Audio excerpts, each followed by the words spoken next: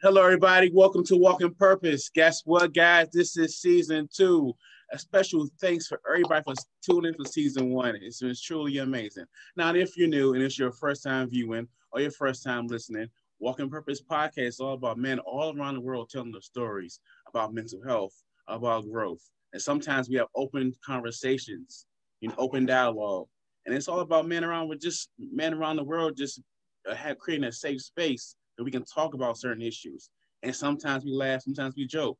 It's the reason why you got a YouTube version also. Um, I'm excited about this interview right here. I have Aaron Brooks. Feel free to introduce yourself, sir. Hey, Coop, man. I'm Aaron Brooks, man. Minister Aaron Brooks in some circles, Pastor Aaron Brooks in others, and sometimes just King Aaron. But this is Aaron Brooks, man, brother from another mother. Hey, everybody out there in social media and the internet world, God bless you. Good morning. Let's get it started. Yes, sir. Let's get started. And speaking of getting started, it's a whole new year. 2020 has been crazy. What's your current mindset on this year and how you feeling currently? Well, I got a kind of different mindset on last year, Coop. I really didn't find 2020 to be crazy. It came with its challenges, and I view each year that way. Each year comes with its different challenges. We just entered into some greater challenges in 2020 than we had in the previous years.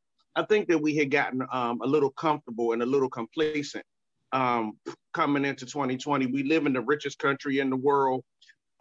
Prosperity is abundant in this country. Even though it doesn't always trickle down to African American men, it's available out there in the stratosphere.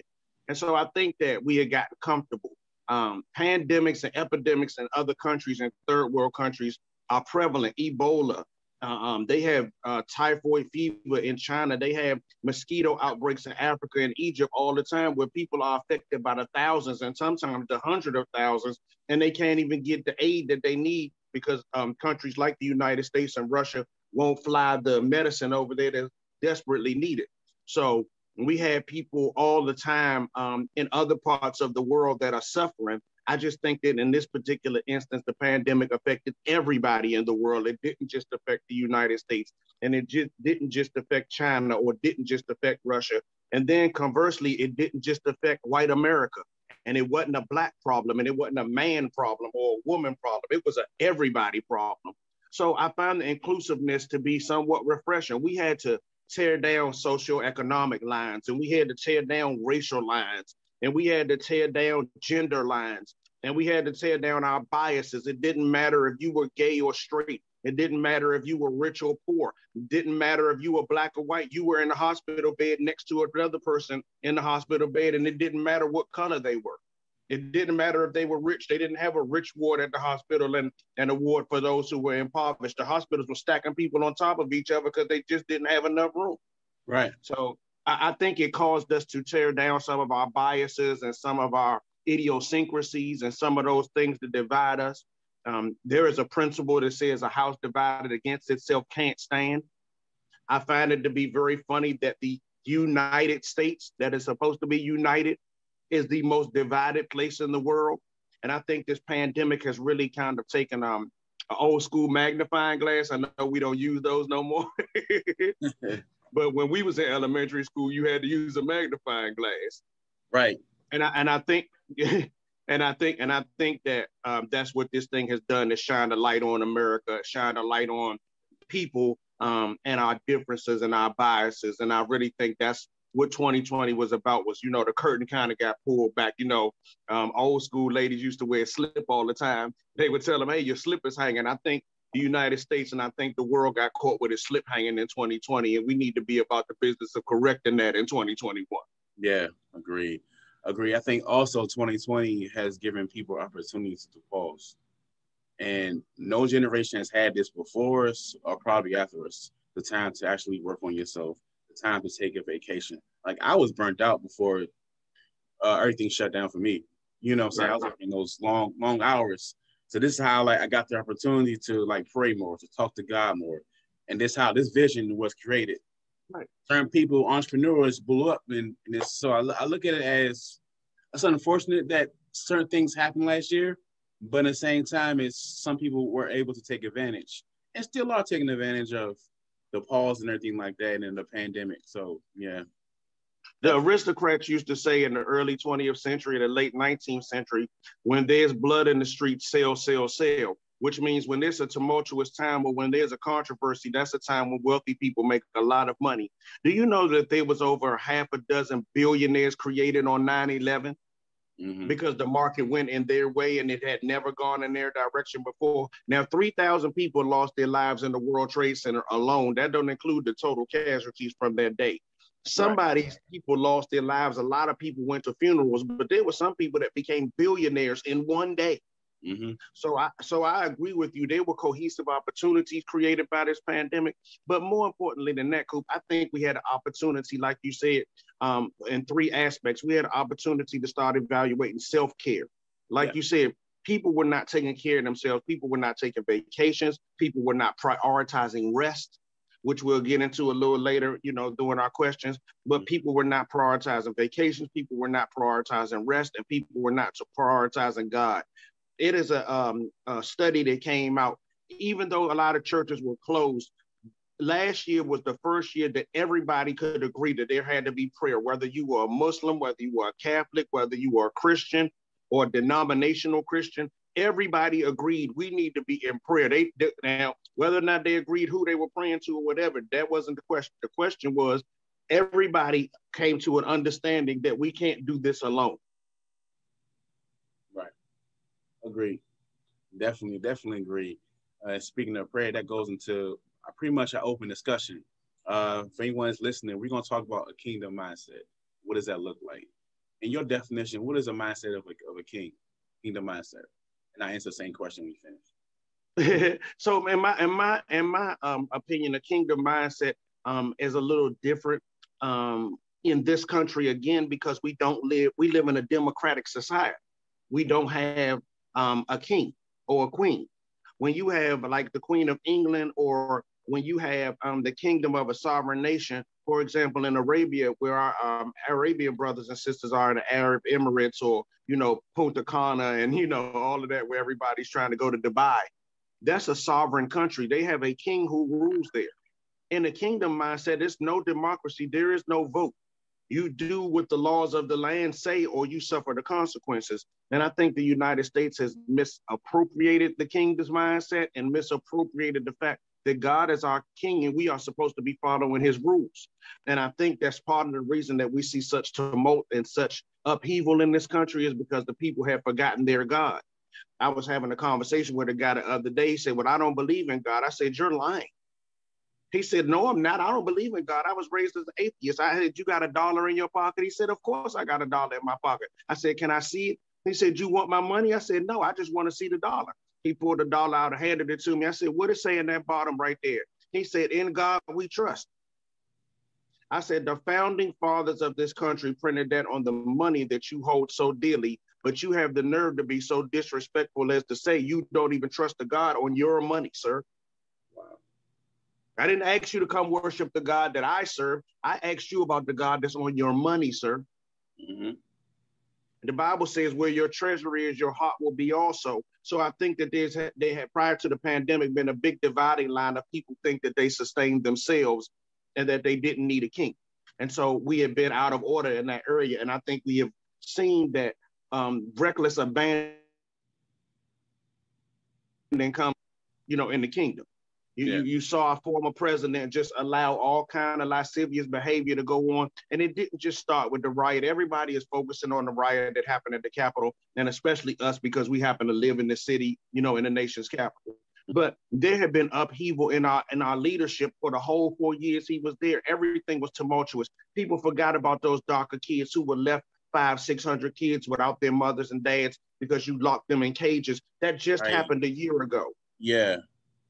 Right. You know, and people have forgotten about that. They're like, well, this guy incited a riot at the Capitol. This guy left 500 children orphaned at a concentration level camp, as what was going on back in the days of slavery and when the Jews were slaughtered by Hitler. That was the same level of an event that the president perpetrated in a country that's supposed to be free. Supposed to be united. But people, right, but and we're supposed to be united. And another thing, Coop, any company, even with your Uplift Kings, you have a mantra. You have statement that you go by. Uplift Kings has a statement that it follows. We're here uplifting brothers. We're here with an area where you can be transparent without fear. We're here to make sure that we uplift the kingdom mindset all over, but especially for men. Mm-hmm. That is your mission statement and your mantra. The United States has a mantra on the Statue of Liberty's book that says, bring me your tired, bring me your weak, bring me your huddled masses. This is what we were taught at elementary school. It's not taught as much in elementary school now, but we were taught this. I know for a fact. Mm-hmm. Okay, so when we bring you your tired, our weak, and our huddled masses, you lock them in a cage and separate the children from their parents. Mm-hmm. That's not how a kingdom is supposed to function. In a kingdom, all people bring all things so that everybody has all things in common and none suffer lack. Because if one of us looks or sounds bad, to quote a movie phrase, all of us look and sound bad. Yeah. The way the United States was played out on the world was not royal, was not kingdomly. We really looked like a pauper third world country over the past couple of years. And I think it's important for us as men to rise up and change that narrative. There's an African proverb that says the strength of every nation is built on the male population. Mm-hmm. And if the men in this country, Black, white, Hispanic, Latino, Chinese, if we don't stand up and raise up the standard to a royal level, to a kingly level, then the country's belly is going to fall out. Yeah, agreed. And as far as the kingdom mindset, and in my opinion, I feel like the further I get away from the stuff I've been through in my past, I have a better understanding of how I used to think. And I feel like a kingdom mindset is knowing who you are as a person, as a king. Right. You know, you walk with your purpose. You're not scared of what if. And that's not saying you're perfect, because we're all going to have setbacks and kind of like failures. You're going to have certain things, but you're constantly working on yourself. You're constantly growing. You're constantly working on your self-love. You don't bring other men down. You don't put other men down to bring yourself up. You're not toxic. You know what I'm saying? You don't surround yourself with toxic individuals in your circle. You know, you're not making fun of a man if he's telling you what he's going through. He's telling you that he's depressed, or telling you that he's going through a nasty breakup and he's crying. You're not looking at, oh, he's soft or he's this. You're building that next person up. I really believe in life. You're supposed to go what you go through and give thanks to God for bringing you out of that situation, and extend that hand to the next person saying, I went through that. Hopefully you don't have to. So I would like to piggyback on that thought before we move on. Mm-hmm. I'm in total agreement, and I applaud you because that is absolutely a kingdom mindset. Jay-Z said kings hang out with kings. Great. Yeah. So a guy told me, Coop, back in the street, back in Southeast, back in the day, said, if you hang around 9 broke people, you're going to be the 10th one. Yeah. If you hang around 9 toxic individuals, you're bound to be the 10th one. There's no way to escape that. So you have to surround yourself with like-minded people, first of all, with a kingdom mindset, that are upwardly mobile, that are thinking upward. Yes, all of us have depression bouts. Yes, all of us have thoughts of suicide. The devil is equal opportunity. He gonna come knock on your door and try you just like he gonna try me. Mm-hmm. The responsibility is for me to be able to come to you and say, hey, Coop, man, I really was having a tough time this weekend, man. It been a mental battle I've really been going through. And you not look at me different or frown upon me or belittle me or try to tear me down or go back and have pillow talk with your girl and be like, oh, man, that dude Brooks, man, he's soft, man. That dude was crying over the weekend, man. I had to get him together. Hey, listen, man, a brother will cover you up, straighten you up, dress you up, and then send you back home to your wife or your lady and your family looking like the man that you're supposed to. That's what a brother does. Yes. That's what kings do. Yes. Kings cover their brothers. And I'm not talking about covering up your mess. I'm talking about straightening you up, getting you cleaned up so you can pull your pants up on you like a man and be accountable for your actions. That's what men do. That's what maturity is in the kingdom. Mm-hmm. I think we have a lot of misconceptions about, well, man, I ain't gonna snitch on you to your girl. This is not about snitching on you. This is about making you accountable, making you stand up for your actions, and then you go back and face your lady and face your family with the responsibility and convictions of a man. That's what maturity does. That's what real men do. Agree. And I surround myself with men with great integrity. You know what I'm saying? If I was on some bull crap, they'll tell me, like, no, what are you doing, man? What's wrong with you? Right. Instead of saying, no, I ain't gonna snitch to, like, bro, you got a queen. What the hell is wrong with you? Exactly. And then send you back home to the queen. I told my lady, I come in when I'm not at work, I'm there. I call her during the day. Hey, this is where I'm going. She could be at work and not even asking me, are you at work? And I call her and be like, hey, I'm already at work. And she'll text back, okay. Not because she's looking for me, but just because the accountability, I don't even want nothing to be on her mind that has to wonder where you at and what you're doing. That creates a whole bunch of other blocks and a whole bunch of issues. And it creates distrust and miscommunication within your relationship. And again, this is a sign of maturity, Coop. I didn't always think this way. I didn't think this way 5 years ago, but this is where I am now.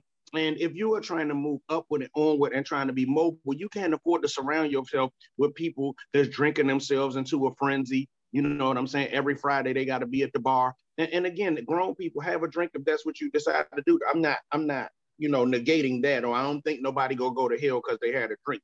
That's not what I'm talking about. I'm talking about if you got people that are alcoholics and that are drug addicts, and you know that that's a problem for them, continuing to feed them that is not kingdom mindset. It's not brotherhood. Your brother is not going to help you destroy yourself. That's first of all. And then second of all, your brother don't want to see your inner relationships torn down with your bad behavior because you're still acting like a child, man. We're not in high school. This is Uplift Kings. We're supposed to be here lifting up kingdom mindset and grown man behavior. And I think there's a lot of immaturity with celebrity. And I think there's a lot of immaturity with people that are supposed to be popular, that people follow on social media and on television. And I think they've glamorized that immaturity and that childishness. Carter G. Woodson said in The Miseducation of the Negro, hey guys, if you haven't read that book, avail yourself of it. Carter G. Woodson said in The Miseducation of the Negro that in the United States, the African-American man is traded in his dignity and his integrity for clownery and buffoonism. So you don't see men talking about how much they read and how much they respect their queen and the longevity of their relationship and how good of a father they are to their kids. You see dudes exalting clownery behavior and looking at these guys on the football field doing backflips in the end zone. Do you notice that the true greats never do none of that foolishness? You've never seen Walter Payton do no flips in the back end zone or Barry Sanders do no touchdown dance or none of those things. The greats don't. You never saw Jerry Rice, the greatest wide receiver of all time. All of these are African Americans, by the way. But you never saw any of those guys do none of those shenanigans, or nor was it even named among them, because they felt themselves to be the GOAT. To use the new term. They felt themselves to be kings, so they didn't participate in shenanigans. And I feel like we need to adopt that same mindset on our level. Agreed. And this basically goes into my next topic, like toxic men and influence. And Jesus, that can be an hour-long conversation. But I was about to say, well, you go ahead and start off because I want you to get that off first, and then I'll come in. Yeah. So I'm like I said before, like the men that I surround myself, the brothers and any of my male friends, I surround even my female friends too. Also, toxic relationships and toxic people, I cannot have them around me. I cannot. And that's not saying, though, I'm better than you. It's not. No, I want the best for me as an individual. So I got to have those right people around me. I got to have people around me that's going to correct me if I'm on some BS. I got people around me that's going to tell me the truth instead of being a yes man. A lot of times when I was facing depression 11 years ago, my friends who are still tight to this day would tell me the truth. Instead of being like, oh man, let's go have a drink. Maybe I don't need a drink right now because I'm not in that process. So maybe when we're done with the situation, we can celebrate, oh, toast to you. It's a big difference. Instead of I'm going to drink my problems away. Instead of saying, oh, let's take a toast. Bam. Good job, man. You overcome this, man. I'm so proud of you. Instead of just drowning your problems into something negative. I think that you're absolutely correct, is that it's not even just drowning your problems.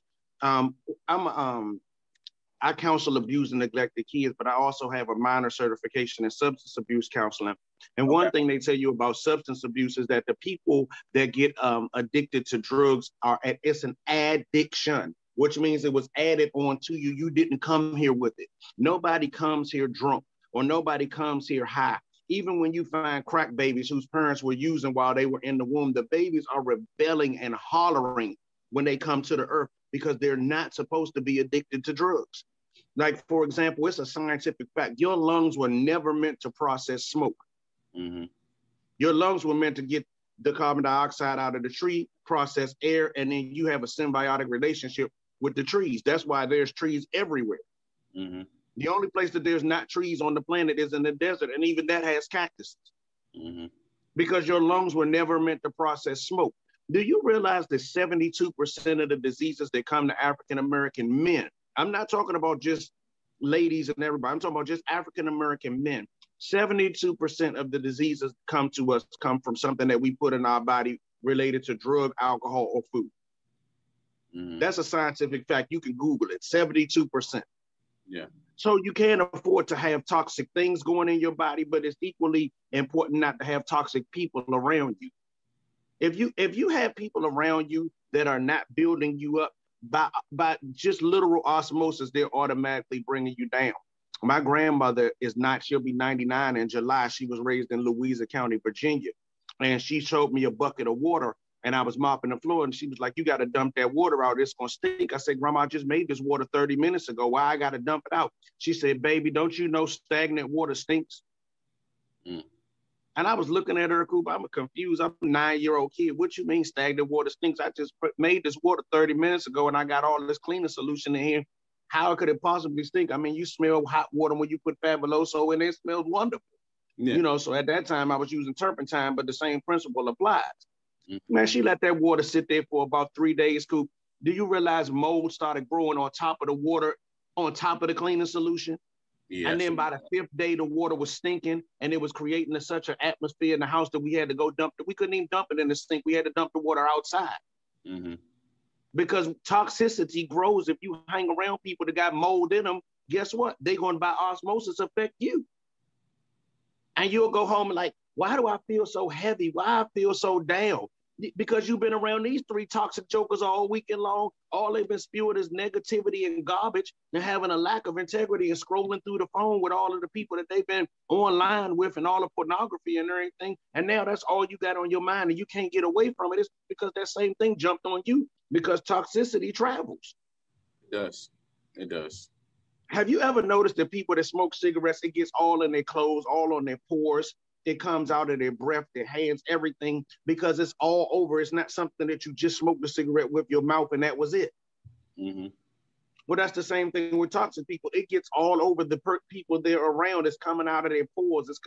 I have a zero tolerance for negativity, Cooper. If you're going to be negative, you got to get away from me. I'm too bright. My light is shining too good. You've been knowing me for more than 11 years. Every time you see me, I'm blown up like a light bulb. Always. I'm talking about first thing in the morning, last thing in the evening, because I just don't surround myself with people that's going to dim my light. Yeah. Yeah. You got enough battling going on, battling depression, battling thoughts of suicide, battling the negative stigmatism. Being a Black man in this society is a battle every time you walk out the door. Yeah. Yeah.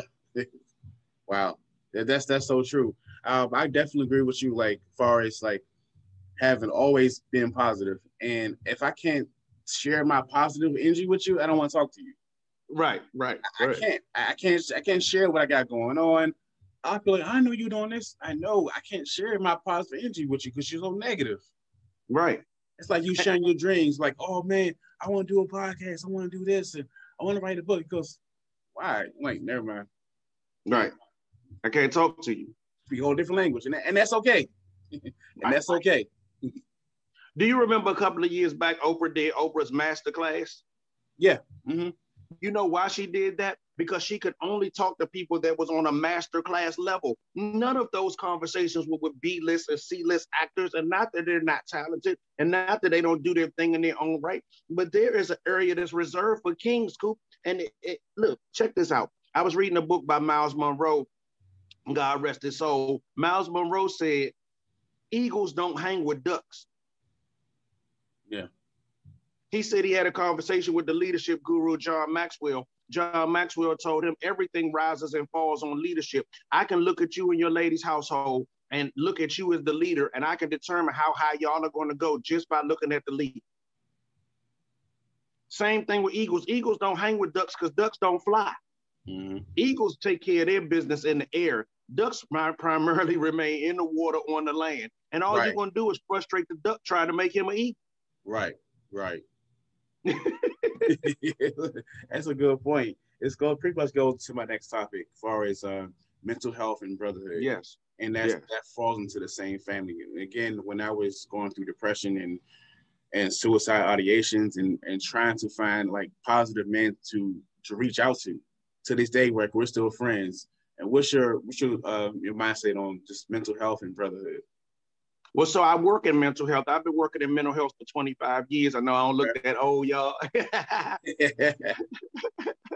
But I work in mental health. But the reason that you and I were able to have such an open dialogue about this, just in passing, before I even knew anything about this awesome podcast that you do, is because I had cancer a few years ago. I've never smoked a cigarette. I don't drink alcohol or any of that. I mean, I don't even know what a cigarette tastes like. I have no idea except for the smell from other people. And cancer jumped on me, non-Hodgkin's lymphoma, which is the same sort of cancer that Governor Larry Hogan was battling a couple of years ago. Okay. And non-Hodgkin's lymphoma is cancer of the lymph nodes or cancer of the blood vessels that go to the lymph nodes. So it's affected in your groin area. It's affected under your armpits, around the thyroid, in your neck, and, you know, places where there's soft tissue. And it mostly affects men and primarily usually older white men. So it's very rare to jump on me at 40 years old. Oh, wow. Okay. And so I'm sitting back as a Christian and as a minister and, you know, somebody that pride themselves on never smoking. I used to beat my chest and tell people I ain't never smoked. Cancer is indiscriminate. It doesn't care. Right. Yeah. And so it affected my mental health because I'm sitting back mad at God. Like, why this happened to me? I've been a goody two shoes. I'm a choir boy. This shouldn't have happened to me. You know, I felt like I had some kind of get out of jail free card or some kind of pass card that says I should never get attacked on this level. I ain't do nothing. Mm-hmm. And so the devil would come visit me in the hospital room, sit right on the bed, Coop. I'm talking about I wasn't seeing no red devil with horns, but I'm talking about spiritually, you can feel when there's negative energy in the room. The devil will come sit right on the chair in my room and say, hey, you know I'm going to kill you, right? Yeah, right. I'm sitting there all bandaged up with surgery, bleeding out because they had to put a catheter in my side to drain fluid off and the tube came out. So I'm just sitting in the chair getting cold. Don't know why I'm getting cold. Come to realize my tube then came out and I'm bleeding all over the floor, all over the chair, everything. The devil tell me, yeah, you know I'm gonna kill you, right? Wow. Yeah, I'm talking about this is a battle that's going on in my mind. Mm-hmm. A warfare, yeah. And I come to encourage brothers, man, the devil come to battle your mind. Yeah. And if you don't feed your mind with godly things and surround yourself with positive people, he's gonna win. Mm-hmm. Look, when you're going through depression and frustration and you feel less adequate because you don't make enough money or you don't make as much money as your lady, you know, and it's not a competition, y'all should be bringing everything together, but we'll address that another time. Mm-hmm. Those things cause you to be depressed. You feel inadequate because you might not be driving the big dog Escalade that the other guy, you know, in your group is driving. Or, you know, everybody's new thing is to get a Tesla or a Maserati, and you might just be driving a Maxima or Altima. Listen, man, your life is not measured by the cars that you have, the women that you run, and the houses that you buy. But we put ourselves in mental castles and mental cages trying to compete with our buddies. Man, listen, I got guys that are multi-millionaires. I got a guy right now, Coop, that is trading Forex right now. He's making $50,000, you know, on some of his trades. I ain't even make $50,000 a year, but I don't feel no less than a person than him because my value is not in how much money I made last year. My value is in God and the fact that he made me and he didn't make no mistakes, and he did this on purpose. And so my responsibility is to keep my mental self sharp. I read a lot of books. I try to read 2 books every month. Sometimes it takes a little longer, like with President Obama's book, it's real thick. So it's taking me a little longer time to get through it. But I try to sharpen myself because your brain is a muscle. Whatever you don't use, you will lose. Sure. So I try to read books that is going to uplift me as a person, you know, and to sharpen my mental skills. A lot of my vocabulary has been extended because I read a lot of books. Like there are words in there that I would have never thought of. So what I do is take a highlighter and go over it and then go back and Google those words, dictionary.com, you know, find out how I can incorporate it in a presentation or just in a conversation, you know, in order to keep myself mentally sharp. The best way to battle depression, first of all, is to keep yourself tied up in God. But then the second thing as a man is to continue to keep yourself educated. As an educator, you know the responsibility and the value of continuing to be reading all the time. Mm-hmm. You can't put down a book and be like, well, I read last month. I ain't read for the next 6 months. Okay, so what you've done is allow the devil 6 months to send people in your life with toxicity, and negativity and to be dragging you down. And then 6 months of that mess, and then you sit around talking about, man, I think I should just end it all. Yeah. I heard Bishop T.D. Jakes say the problem with suicide is twofold. First of all, you can't be forgiven for a sin that you can't ask for forgiveness for because you're dead. Wow. And you can't blame the devil because he didn't kill you. You killed yourself. Mm-hmm. Yeah. He said, but the other thing and the most important thing about suicide is, especially with African-American men, is that you have taken a present problem and killed your future opportunities. Mm-hmm. I say suicide, you taking a present problem and killed your future opportunities. Suppose you committed suicide on a Friday and that Monday you was getting ready to become a multi-millionaire. Mm-hmm. Do you realize the little girl that glued her hair with the Gorilla Glue has had $500,000 of financial opportunities thrown at her from endorsements from companies off a mistake that she made with super glue in her hair. Gorilla Glue in her hair. Yeah. Now, suppose she had done the absolute worst and said, you know what, this is the stupidest thing I've ever done in my life. I'm on IG, I'm on YouTube, I'm on everything. Everybody all over the world is laughing at me. I'm going to just end it all. Yeah. The following Monday, $500,000 offers started coming in for this young lady. In one weekend, she was able to raise $18,000, excuse me, for her GoFundMe. Mm-hmm. There are charities that feed homeless kids and put coats on kids. You know the stuff that we be dealing with during the holiday season where we try to do coat drives and we try to get baskets for the families. If we could raise $18,000, we could take care of every family in the communities that we serve. Right. This girl raised $18,000 in one weekend. Can you imagine if she killed herself the weekend before? Yeah. Wow. And so a lot of times men have taken that opportunity that the devil has thrown that suggestion at them, and then they try to end it all. And you've killed yourself. You have killed your future opportunities and your potential, and you've left your wife or your lady and your children in the lurch, because now what are they supposed to do? Mm-hmm. The Bible admonishes men specifically that a good man leaves an inheritance for his grandchildren. The barometer of you and me being good men is not whether or not we keep ourselves clean, not whether or not we work out, excuse me, not whether or not we lift up other brothers or we faithful to our wives. All of those are, incidentals. The Bible says that if you have not left an inheritance for your grandchildren, then that weighs on the barometer of whether or not you're a good man. Right. Right. And that comes by way of having life insurance and making good investments with your money, so on and so forth. But we'll talk about that on another podcast on financial stuff for men. But my point is, your mental health has to do with the futures of your children and your grandchildren. Mm-hmm. Because now once you take yourself out of the equation, who's protecting your lady?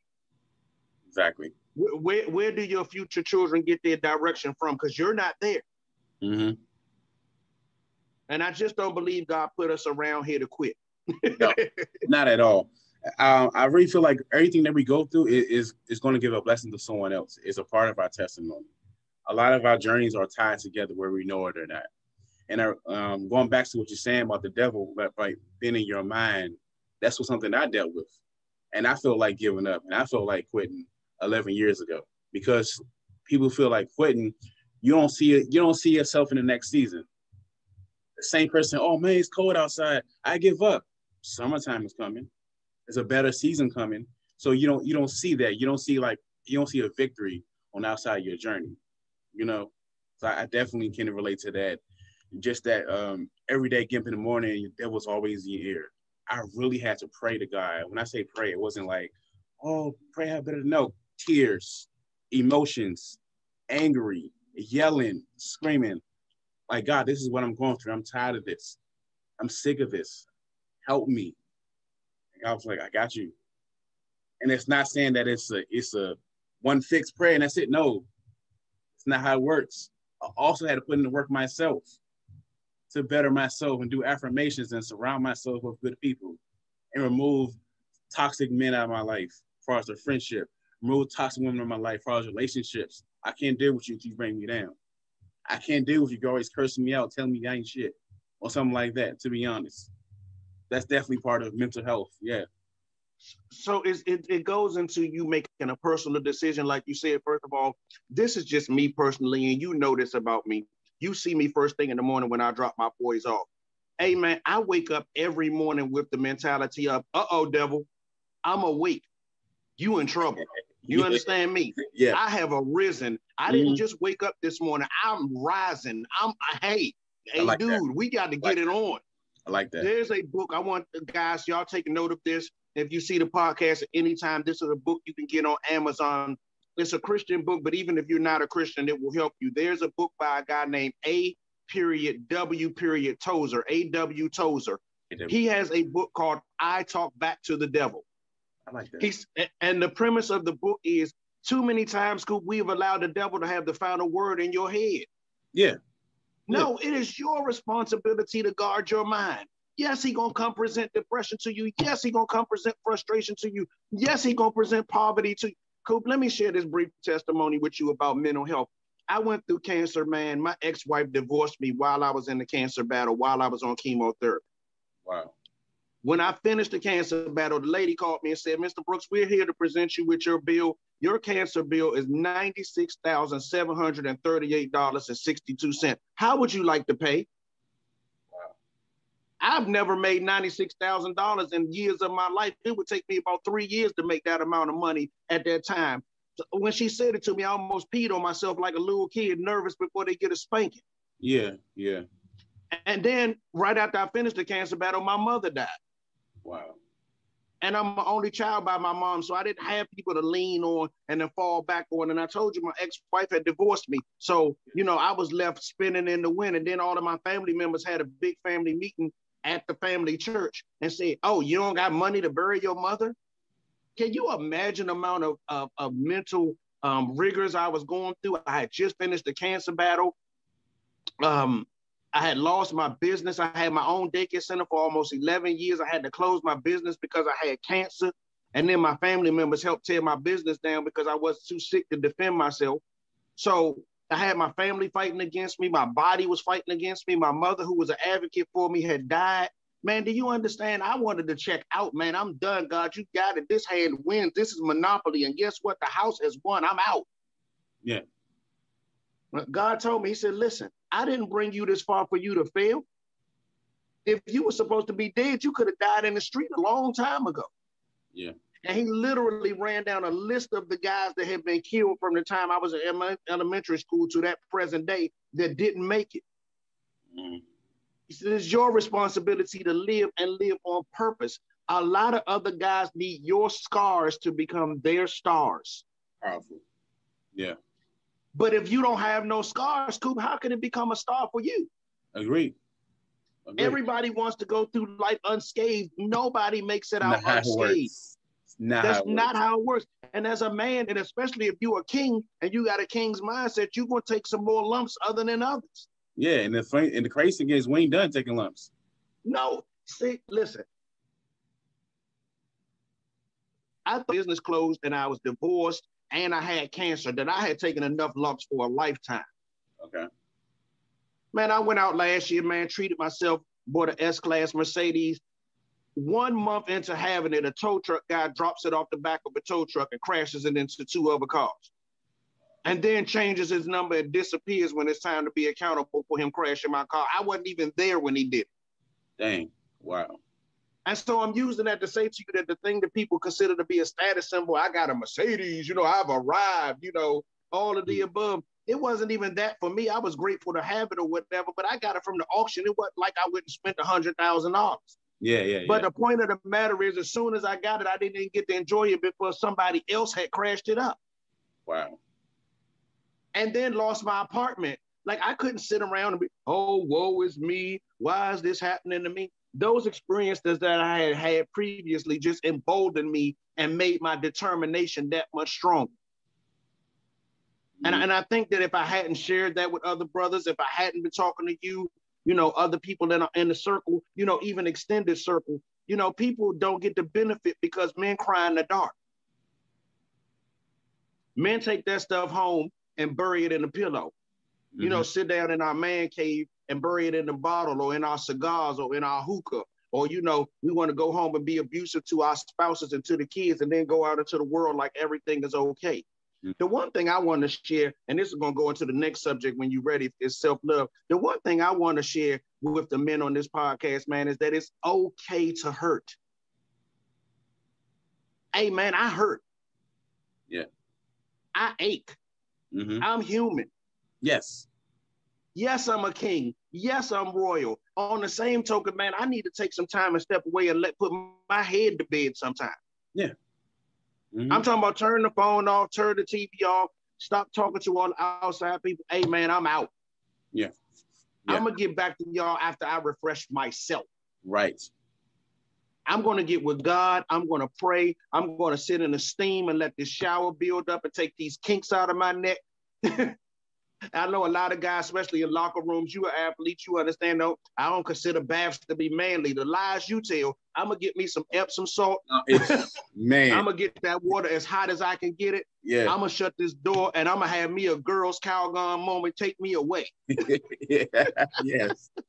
And let me add to that. And for any man that's listening and you're feeling like you're going through a lot, let's say you're going through depression, you feel like life is worthless, you're going through a breakup or any kind of setback. You're human. Whatever you go through does not take away from your crown. Even if you're in tears, it's so. The term that it's okay to not be okay is true. In a sense of it's okay to cry. It's okay. It's okay to have emotions, to have feelings, and to process. Process your feelings. What's making me feel this way? Why am I feeling this way? And talk to people you trust. The key word is trust. Talk to those men who's going to build you up and say, I'm even if they don't have advice, I'm listening to you. Or we'll figure it out together. Oh, let's go hang out. Let's do something. Let's take this off your mind.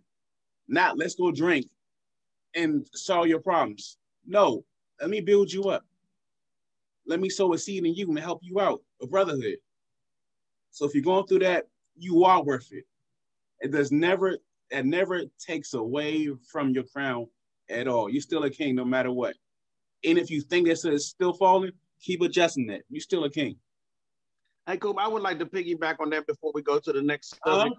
When you talk about kingdom mindset and you talk about still being a king is a designation. You don't choose whether or not you're a king. Kings are appointed by God and by the people of the land. There's not an election. A succession of kings, the succession of Cleopatra as queens designated a succession of queens all the way down the line. After King Tutankhamun's father was a king, Ramses. All of these Egyptian people, all of these royal people that we study was a succession of kings. You are a king because that's the designation God gave you. And for anybody that doesn't believe me, Revelations 4 says the Lord has made us kings and priests in the earth for his glory. You are designated a king by God. To live anything less than that, you are shortchanging yourself. Yeah. I call myself King Aaron. I had king on my tags. I have king on my phone.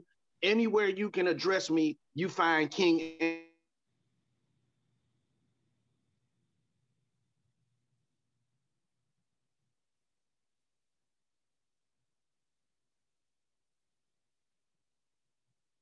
Look on Instagram and on YouTube and see king, queen this and queen that everywhere. Mm-hmm. But when men start to call themselves kings or start thinking of themselves, man, I ain't no king, I'm a dog, I'm a regular dude. Hey, man, dogs eat out the trash. Mm. Hey, you're a king, man. Go buy yourself a steak dinner. Yeah. You might not be able to go to Ruth Chris and get one, but they got them right at Longhorn. They got them at Applebee's. Mm-hmm. You can get you a steak, man. Go have you a steak and a baked potato. Treat yourself royally. For the same amount of money you spent on that bottle, I looked at the the other day, a bottle of Ciroc, the premium new Ciroc they got out is $33. Man, you can go get you a steak dinner with a baked potato and some asparagus for that. Yeah, eating good, yeah. Yeah, I'm talking about treat yourself like a king. Yeah. What you put in your body, man, that protein that you got for that steak, you know this because you're an athlete, that steak is going to sit in your system for at least 3 to 4 days. That protein you need off that steak will build your testosterone up and build up your muscle strength to the point where you'll be feeling like you can run through a brick mountain. Yeah. But the problem is we haven't designated ourselves and felt like kings. So consequently, because we don't feel like kings and because we have not designated ourselves, you keep eating curry out food. Mm-hmm. You keep putting junk in your system and then wondering why your body don't respond. Mm-hmm. Because you don't feel royal. You don't feel like a king. Yeah. Every morning, man. I don't care if you got to tape it to your mirror in your bathroom or tape it downstairs on the chair of your man cave. Man cave. Listen, I am king. Hear me roar. You got a huge lion in the background of your video right now. A lion is the symbol of royalty and the epitome of determination. They are not deterred by elephants. They are not deterred by giraffes. I heard a guy from Africa. I got a buddy named Obidinko Ikwazago. He's from Africa. He said, Minister, do you know why the lion is the king of the jungle? I said, no. He said, because he said so. Powerful. I said, huh? He said, the lion is the king of the jungle because he said so, and he'll fight anybody that wants to argue with him about it. Yeah. Yeah. As big as elephants and giraffes are, they don't call themselves the kings of the jungle. Snakes can kill anything in the jungle, including lions, but snakes don't just roll out and seek fights with lions because, guess what? Your venom is going to run out, but a pride of lions could be 30 or 40 strong. Mm-hmm. Yeah. Guess what? A lion is the king of the jungle because he said so. And I want to encourage the men on this podcast. You are a king based on what you say about yourself. God has made it so that your words are self-fulfilling prophecies. If you say you ain't nothing, you ain't never been nothing, your father wasn't nothing, then that's what everything in the universe is going to swirl around to. God is designated so that karma comes back to you based on what you say. Yep. The law of attraction. I definitely agree with that. Yeah. Yeah. Every day, affirm yourself, remind yourself who you are. I know it may sound like basic sentence saying I am powerful, but no, that's true. Remind yourself you're powerful. I'm a king regardless, even if you're single. I'm handsome. I look good. Even without a haircut, I look good. Yeah, every day, build yourself up. Brushing your teeth. Even got taped to the wall. That's something I got in my bathroom right now, actually. Affirmations every single day. You got to remind yourself how great you are. You got to. And that I got a stepdaughter, 16. She told me I was petty because I got King Aaron on the floor mats in my car. Uh-huh. Everywhere nice. I go, when you step in my car, you put your feet on mats to say King Aaron. I'm affirming myself all the time because like you said, what the world gonna tell you is you ain't nothing. You ain't never been nothing. Your father wasn't nothing. Your grandfather was less than that. They were slaves, da, da, da, da. Everywhere you go, something is trying to tear you down. You got to put something in yourself to encourage yourself. Right. Right. When nobody else is affirming you, you got to stand up in the mirror and be like, man, God, you did a good job. I'm a handsome joker. I don't care what nobody else say. Man, my hair's falling out, but guess what? The hair that I do have sure is laying down real smooth. Hey, man, I'm the darkest dude in my family, but guess what? I got the brightest smile, too. You follow what I'm saying? You got to affirm yourself. You got to look at Donald Trump with that combed over extension hair and that orange hue really thinks he looks good. He does. He act like it, yeah. But so if Donald Trump can walk around with confidence like he looks good, how much more for our dark-skinned brothers out here, our African-American brothers with your huge skin that everybody's trying to get to be the same color as you? Did you ever notice that people all over the world are trying to get skin tan, suntan, so they can be your complexion? Right. Yeah. But you don't even want to be your complexion. Right. Come on, man. We've been lying to ourselves. It makes it a lot easier for you to sit around and listen to the lies of the powers that be when you've been lying to yourself. Mm-hmm. I'm going to say this, Cooper, and we can move on if you like. Shakespeare said, to thine own self be true. Yeah. I was praying one day, one of those prayers, you were talking about those crying, deep prayers. Yeah, yeah. And I said, God said to me, why you think Shakespeare made that statement? I said, I don't know, God. You tell me, you God. Yeah. He said, because Shakespeare realized that if you don't start telling yourself the truth, you can't tell the truth to nobody else. Wow. To thine own self be true. Once you and I start telling ourselves the truth, Coop, then absolutely everybody that we come around is going to operate in that same truth. I don't lie to nobody. I don't sugarcoat nobody. Drunk, sober, up or down, in or out, this is me. I'm your brother. I come with flaws. I come with mistakes. I come with fallibilities, and I'm still a king. Yeah. Powerful.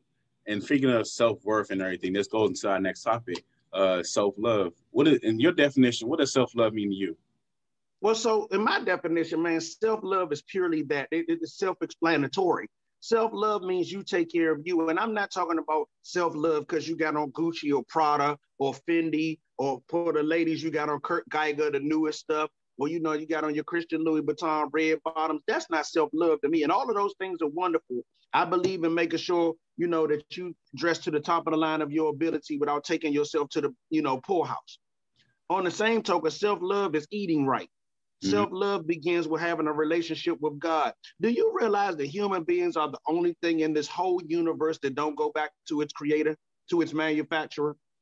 Right. When our cars break down, we take them to a mechanic, because a mechanic is somebody that works on the mechanisms of a car. Mm-hmm. You don't take your car to a juice factory in order to get it fixed. You take it to somebody that can work on the mechanism. Fish do not get out of water. Birds do not go out into volcanoes and try to fly. They stay in the air. Man is the only thing that tries to leave his natural habitat and solve its problems without the one that created. So my first thing for self-love is to get back to God. Yeah. This is not a sermon, so I'm not preaching, but like they're having a PBS special coming up this upcoming week, 2 days on PBS, where they're exploring the fact that without gospel music in the Black community, we wouldn't have made it out of slavery. We wouldn't have made it through the civil rights movement. And we most certainly wouldn't have made it these days, because the Black gospel church is singing songs about God. And Harriet Tubman and them have even written in their journals, and they're discovering all in Thomas Jefferson's estate in Monticello, Sally Hemings and them had written down hymns and songs that the slaves would sing that were quote unquote Negro spirituals, but they were songs about God. Even back 400 years ago, our ancestors realized that you can't have no self-love or no freedom, no emancipation without God first. Mm-hmm. And I would like to make a public service announcement to men. There's nothing weak or soft about serving God. Thanks. David in the Bible was a small frame dude. The Bible says he was ruddy. He was scruffy looking. The Bible says that David got so incensed that Goliath would dare challenge the armies of God, not the armies of David, the armies of God. He told Goliath, I am going to cut your head off and feed it to the buzzards. And that's what he turned around and did. David's confidence was so strong, he took Goliath's sword, who was a giant, rumored to be anywhere from 9 to 11 feet tall, cut off Goliath's head, and then walked around with his head as a trophy for 3 days. Because he believed in himself. Yeah. His father had forgotten about him. His family was shunning him for coming out there, the whole 9 yards, but he believed in himself because he had a relationship with God. Yeah. So I think that's where self-love begins. But then the other thing, Coop, I would be remiss in not saying that the other part of self-love is for men is to actively take care of yourself. And I'm not talking about providing for yourself. That's a whole different matter. I'm talking about taking care of yourself. Dudes used to laugh at me all the time until it became popular to go with your girl. But I've been getting my feet done for over 20 years. It's relaxing. Man, not only is it relaxing, women been hiding that secret from us for years. Yeah. Yeah. And do you know how many men have discovered diabetes and other diseases because they let somebody finally see what was going on with their feet? Yeah. If you would have been getting a pedicure or doing some self-love, you could have found out some stuff a long time ago. Right. Man, my calves don't hurt as bad. My knees don't ache as bad. When I go get that massage, man, when I mess around and let that lady put them hot towels on my ankles, man, it helps out with that compression. And especially after a workout, man, if you get a workout and then the next day when the soreness is getting ready to set in, you go get a pedicure. Oh, my Lord, man, you fell asleep in the chair. I did it. You got to do that. That's self-love. Right, right. I go get a haircut and a shape up every week, not because I need it, but just because it feels good to be clean shaven and be fresh. Yeah, it feels good when you come to the barbershop. Like, oh, I'm good. Self-love. It ain't because somebody told me I was handsome or because I look good or whatever. I do it because I want to feel good. Yeah, and I want to tell myself that. Right, I'm talking about me. I'm not concerned about whether people think I feel good or whether or not this person thought I look good or whatever. Right. When I put on oil and lotion or cologne or whatever, I do that because I want to smell good. I'm like James Brown said, I want to jump back and kiss myself. Hey! So I think it is important that we as men start with prioritizing God for self-love, but then make sure that we do the little things to take care of ourselves, man. Put food in your body that your body can actually digest and produce, man. And I know this is not a popular thing, Coop, but I got to say it, man. We got to get African Americans away from pork. Oh, yeah. It's not a part of our regular diet, man. Our ancestors in Africa did not grow pigs.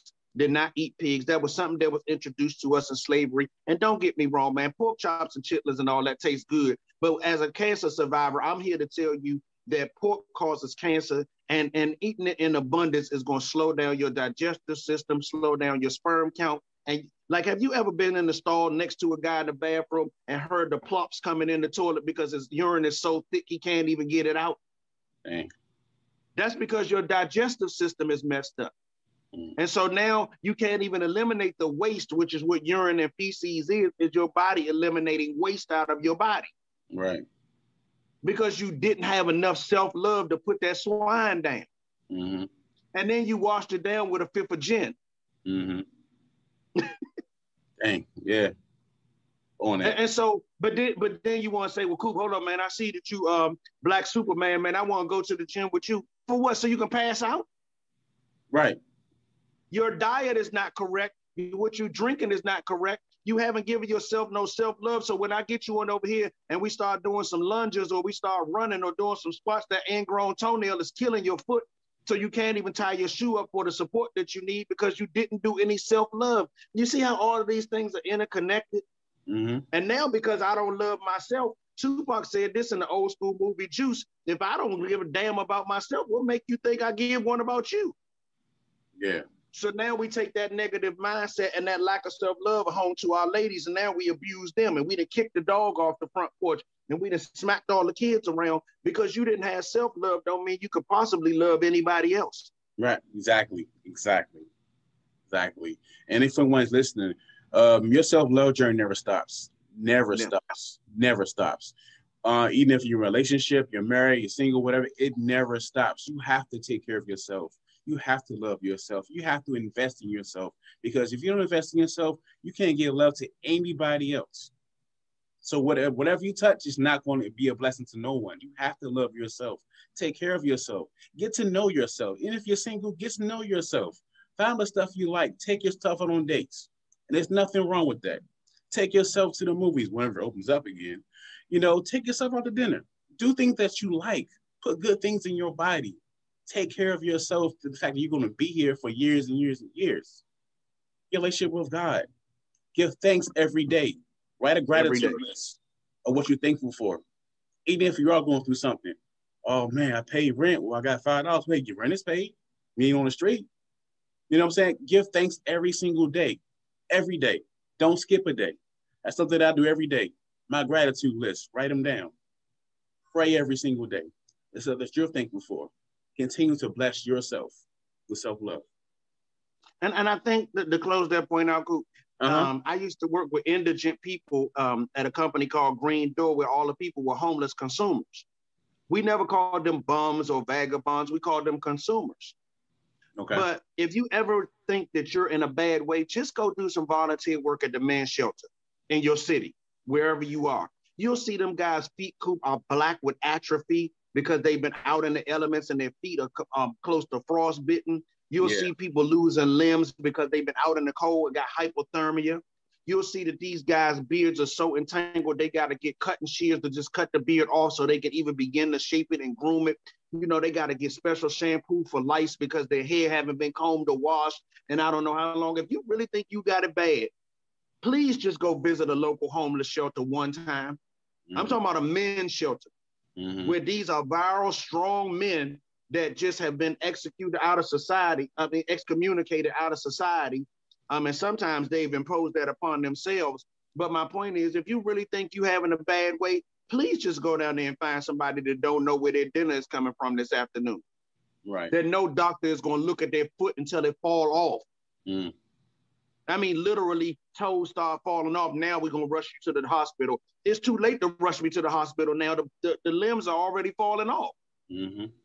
So if we ever, as men, think that we're in a bad way or we're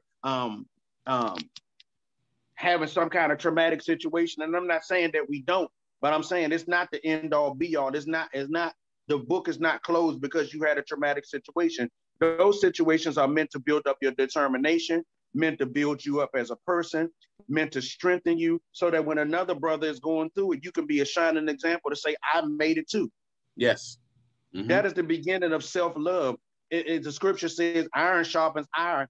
so does a man sharpen the countenance of his friend. When your countenance is low, I need to be able to come pick you up. Yeah. But I can't pick you up if I don't have self-love. Right. If me and you both sitting around down in the dumps, all we doing is having a pity party. Yeah. Yeah. Right.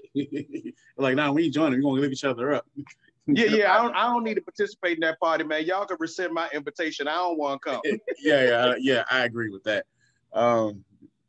This goes to my next topic. Relationship with God with your mental health journey. How important is that?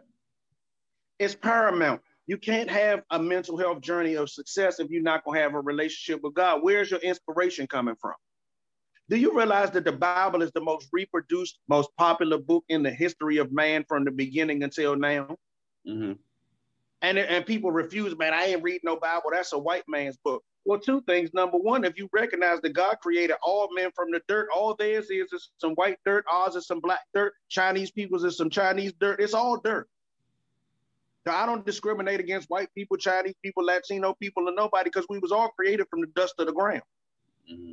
So that eliminates those barriers. Even if they put them up, I don't even allow white folks to put them barriers up against me. Hey, man, we all from the dirt, man. Yours ain't no different than mine. Right. And yeah. I'm not negating slavery or not negating the oppressions that have been put on African Americans. I'm pro-African American. I'm just not anti anybody else. And so I say that in regard of mental health, you and I were talking about how the devil will come visit you. The devil is a bad devil all the time. Yeah. God is a good God all the time. All you got to do is call on him. Mm-hmm. Yeah. I had a headache this morning. I was praying on my way before I got on the podcast. God, please take this headache away from me. I don't want to be dragging on the podcast. I don't want to be slow moving while I'm talking to my man. But my sinus pressure is real. I had one too.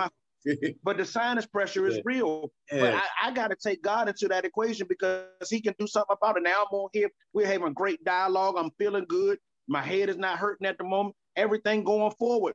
And so you got to put God in the beginning, man. You can't wait until you get in a crisis. Then it's the end of the situation. Your lady hates you. The kids hate you. Your job want to fire you, everything. And then you go, oh, God, woe is me. God is like, hold on. You going to call me at the end? Yeah, the house can already burn to the ground. You're right. Right. Right. You say, oh, no, now you want to, yeah. I definitely agree with that. I remember when I was a young kid, right, and I was going to church, and you know, like you don't have an understanding of praise and worship. So you kind of just sitting down like, oh, I wish they would sit down. I as an adult and as I went through certain things, and I have more appreciation of life. I have more appreciation of God and what he brought me through. So I understand a lot of things differently. You know what I'm saying? So I have understanding of praising God. I thank you for blessing, like the details. Thank you for blessing me that I still have a job. I can still go to work. Even when there's not a lot of kids in the building, I can still go to work. Like for little things, have an understanding of God, have understanding of everything, praying for certain things in details. You know what I'm saying? So I have a better understanding of my relationship with God, and I'm getting closer. And that feels good to say that.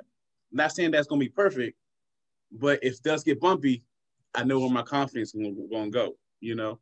And that's the point, I think, in mental health and being related to God is that you got to have an outlet. Yeah. Yeah. If you don't have an outlet, Coop, your head will explode. And I mean that literally. People have aneurysms and have brain tumors and strokes and all of that. That's a product of the fact that your head has exploded. Right. Stress is real. Depression is real. Suicidal ideations are real. If you don't go to God, who are you going to? Where are you going to gain strength from? God has an unlimited supply. He is inexhaustible. I go to him with everything. I go to him when I don't feel good about myself. Mm-hmm. Like feeling good about yourself is a decision. It's a determination. It is. You have to wake up and feel good about yourself on purpose. Mm-hmm. Even if you gained a little weight, or even if you got a scar that you're not happy about, or if your bank account ain't looking the way it should. I remember I went to a financial seminar. I got a buddy who's the vice president of loans for Bank of America. And I went to his financial seminar, and they were like, if your credit score is less than 600 and you don't have 6 months worth of reserves in the bank, then you are a poor individual and you got poor money habits. Man, I left out that junk going, shoot, everybody I know is poor and got poor money habits. I don't know nobody got 6 months worth of rent in the bank. I left there feeling all bad about myself and so on and so forth. And a couple of days into it, God came to me and was like, hey, get up. I'm laying in the bed, moaning, moping, feeling like some hot trash.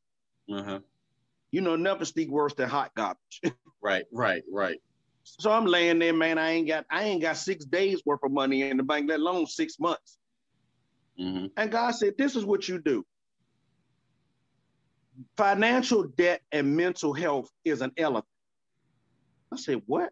He said, financial debt and mental health is an elephant, and you need to eat it. I said, eat an elephant? God, what are you talking about? He said, those things are the big elephant in the room that nobody wants to talk about. We always talk about the elephant in the room. Yeah, right. Mental health is related to our finances and our sexual prowess for men. Great. It is. All right. So when you tell me that I got less than a 600 credit score and I don't got 6 months in the bank, that I'm a poor financial manager and that I'm a poor individual, it started messing with my psyche and started messing with my testosterone level and about how I looked at myself as a man. God came to me and said, well, first of all, I don't judge you about how much money you got because I supply all of your needs. Yeah. And second of all, you take that elephant and you eat it like you eat all elephants. I said, how is that? He said, one piece at a time. No lion goes and tries to engulf a whole elephant at once. What they do is get the elephant down on the ground, excuse me, on their level, and then they eat the elephant in pieces. Right. That's the way you attack debt. That's the way you attack your credit. That's the way you attack your mental health. One piece at a time. Agreed. And you got to be able to look in the mirror and be honest with yourself. Hey, listen, man, I've really been throwing away way too much money on weed. I've really been throwing away way too much money on liquor. I've really been throwing way too much money on these fans-only chats on IG where I'm trying to see these pornographic images. I've really been throwing way too much money away gambling, like sports betting is the new addictive drug for gambling. If you take the amount of money that you spent, a financial guy did a synopsis of this in 2019 before the pandemic hit, Coop. He said, if guys took the amount of money they spent on beer, alcohol, and gambling over 1 year, you could literally move yourself out of all financial debt within 12 months. Now, those 3 things, alcohol, gambling, and sexual things, if you take the money that you spend on those 3 things over 1 year, the average person could move themselves out of financial debt. Right. I mean, I was on the floor. Right, yeah. But it goes into your mental health because now guess what? I spent more money than I had. Now I'm in debt. So now I got to use a credit card, which is money that I don't have. I'm spending future money that I'm going to get. But hold up, now I done maxed that credit card out. So now I got to go get another credit card. And I can't pay neither one of the credit card bills. And my wife's still looking at me for the same amount of mortgage. And all the kids need new shoes. And the car needs a transmission to do. What you do is give all of that to God because it ain't none of it too heavy for him. And then second of all, you start eating that elephant one piece at a time.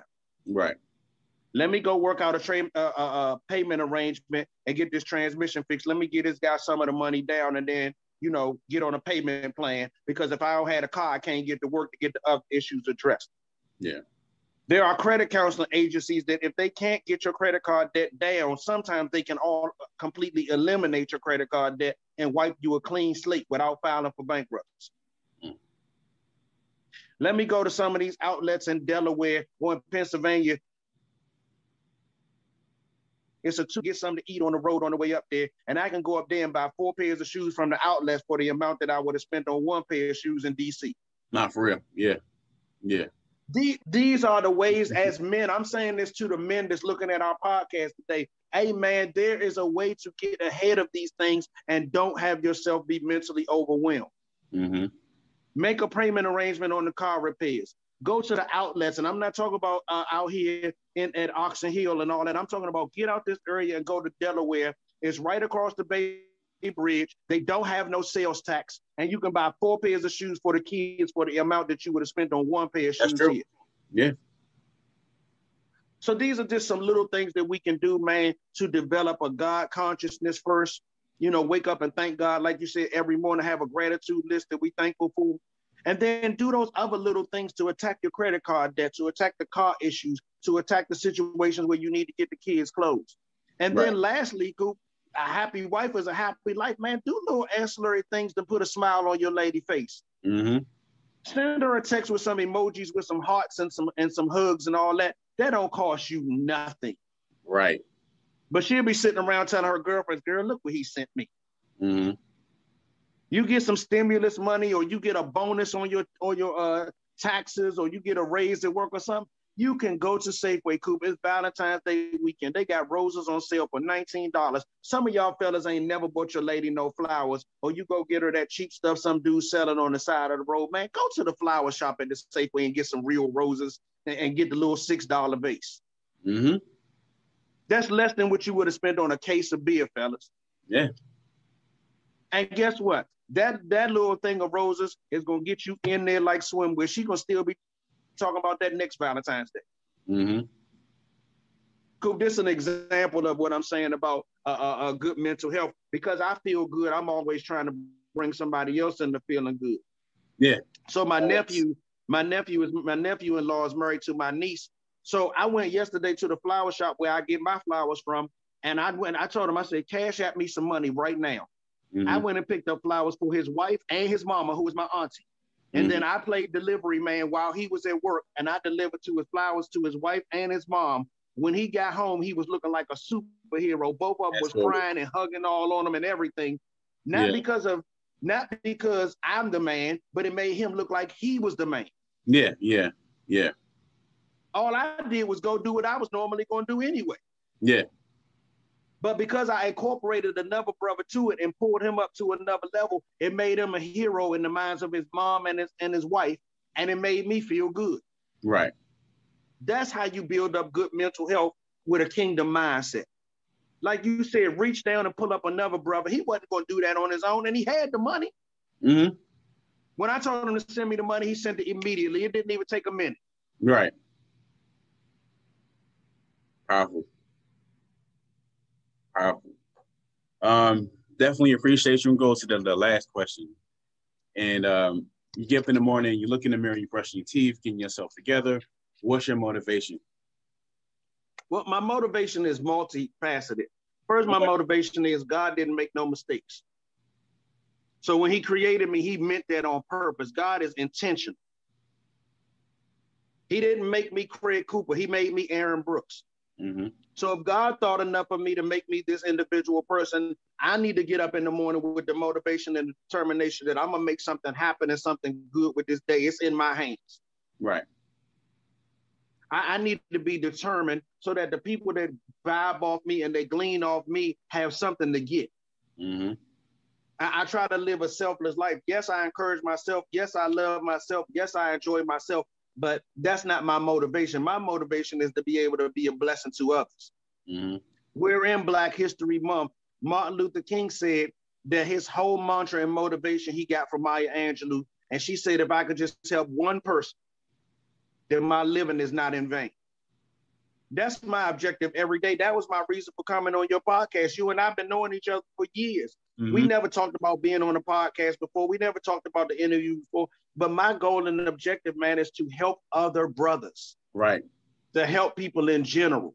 People be, man, Aaron, you too nice, man. You always trying to help somebody. Hey, listen, man, I've been a tremendous recipient of other people's kindness, and I feel like it's my responsibility to pay that forward back to other folks. Yeah, agreed. So that's my motivation. Love it. Love it. Definitely appreciate you. This was amazing. I feel like we're going to do a part 2. It's coming up. Definitely hit you up on that. Before you go, feel free to tell the audience where to find you as far as social media or whatever you got going on currently. Right. So you can find me. You can email me, AaronMB320@gmail. I'm also on IG at KingAaron007. You can reach me there. I think that's my IG, Coop. Is that right? Yeah, that is right. If not, it's going to be written down right here. Yeah, it's going to be right at the bottom of the screen. So you guys can feel free to DM me, come in my inbox, or if you can get into contact with Coop. He has my information. We see each other all of the time.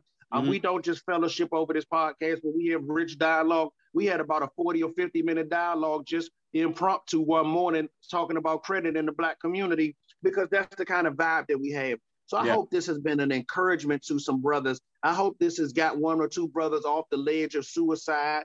I hope that you will make a determination to feel good about yourself every single day. Invest in books for yourselves, Black men. Invest in reading. I named a couple of books. Like I said, the book A.W. Tozer, I Talk Back to the Devil.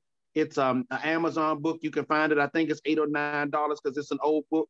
But I just think we got to take responsibility, Craig, to encourage ourselves, to uplift each other as kings, and to be a positive, godly force in the lives of other men. If I can leave anything with you guys this morning, is to love God first and then love yourself second.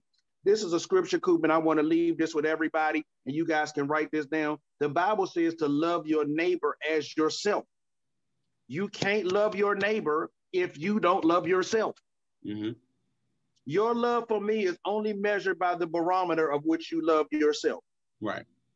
I am my brother's keeper and my brother's brother. Mm-hmm. So self-love, man, self-care after God's love, man, that's the most important thing. You can't love your wife, your lady, your fiance correctly if you don't love you correctly. Right. You're not going to want to take her out for dinner. You're not going to take her for special occasions to museums or to restaurants or to another city that you could drive to. You're not going to do any of them things if you don't feel like that's something you should do for yourself. Right. Good point. So everything starts with God. And then once we put ourselves in the equation, it's about living to our highest level and to our highest expectancy. My mantra in life is that life is about pluses and minuses. And at the end of every day, you need to make sure that your pluses outweigh your minuses. I said life is about pluses and minuses. And every day you need to make sure that your pluses outweigh your minuses. And minuses going to come. Every bad day is chock full of minuses. Negative things happen to all of us all of the time. The question is not whether those things are going to happen. The question is, what are you going to do in that moment? Right. Agreed. So, man, I appreciate the opportunity to be on, man. I appreciate the opportunity of the candidacy that we're able to have. I hope that we've been a blessing to some brothers. I hope that we're able to help some brothers. I can't wait for part 2 because we got much more to discuss. Among Uplift Kings, we got to talk about credit and money where Black men are concerned, where men are concerned, period, but Black men in particular. And we got to talk about our significant others. And I'm not just talking about your lady, but I'm talking about your kids and the people that are important in your life. Because again, if your mental health is not up, if your self-love is not up, it's going to affect everybody else. Yeah. So, man, I'm looking forward to part 2 whenever we get to it. I thank you for the opportunity, man. It's been refreshing. It's a great way to start the morning. Everybody, happy Valentine's Day. I hope some of the stuff that we've shared here helps you, man. God bless everybody. All right, thank you so much, guys.